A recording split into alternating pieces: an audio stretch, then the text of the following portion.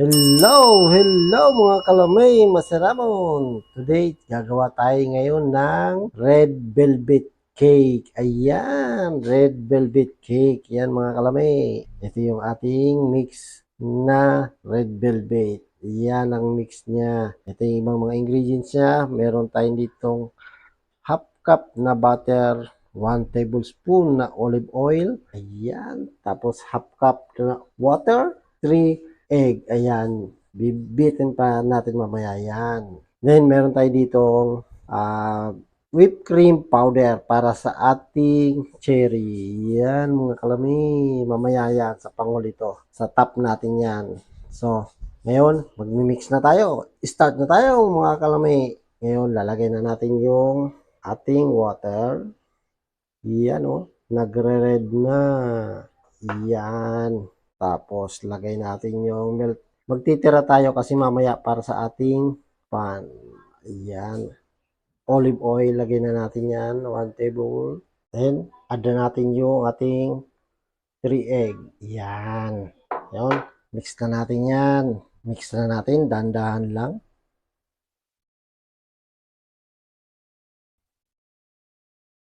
Yan.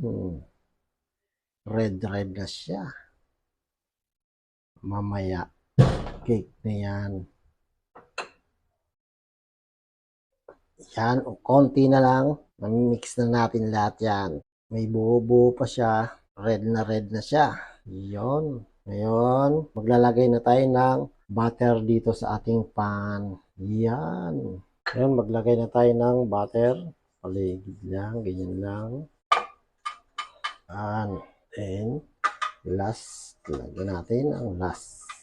Yan. Yan siya. Ngayon, maglalagay na tayo ng velvet cake. Yan. Mix. Yan. Lagay lang tayo dito.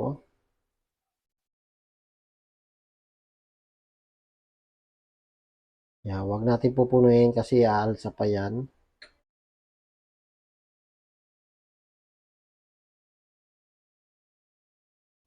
Yan.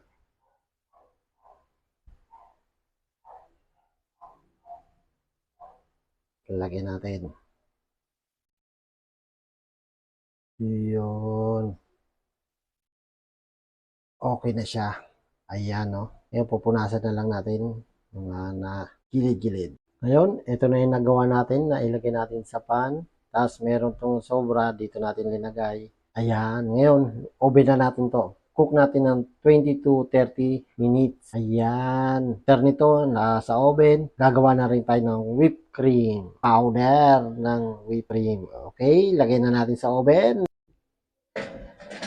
Yan. Ayan, oh, beautiful color. Yun, linagyan natin ng foil yung ibabaw para hindi masunog yung ibabaw. Yung loob, maluto. Yung ibabaw, hindi masunog. Ayan, kaya may foil siya. Ngayon, para malaman natin luto na siya, tutusukin natin ng toothpick. Yan, para kung may sumama, ibig sabihin, ilaw pa siya. Yan. Wala na siya. Ibig sabihin, luto na siya. Ayan, ito na yung nagawa natin, red velvet cake. Ayan. Ngayon naman, gagawa tayo ng whipped cream and cherry. Yan. Ito yung whipped cream powder. I-mix natin yan. Yan, mga kalami. Konti na lang.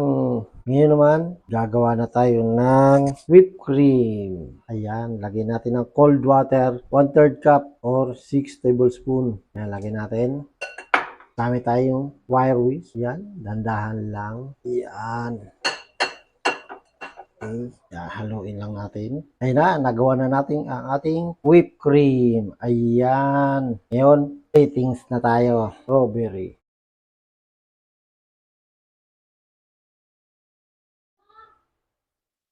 Yan. Then, lagay din tayo ng chocolate.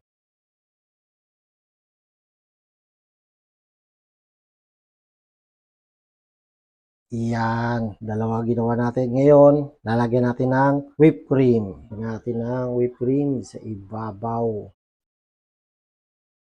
Din yung isa, lagyan natin. Ngayon, lalagyan na natin ng cherry sa ibabaw. Yan. Yan, mga kalami. Ayan. Red velvet cake with cherry. Ayan. Yan, mga kalami. red velvet cake ang ginagawa natin ngayon. Ayun, oh. Wow, yummy. Yummy, yummy. Mga kalami, napakadaling gawin lang yan. Mga siramon ini. Kain na na.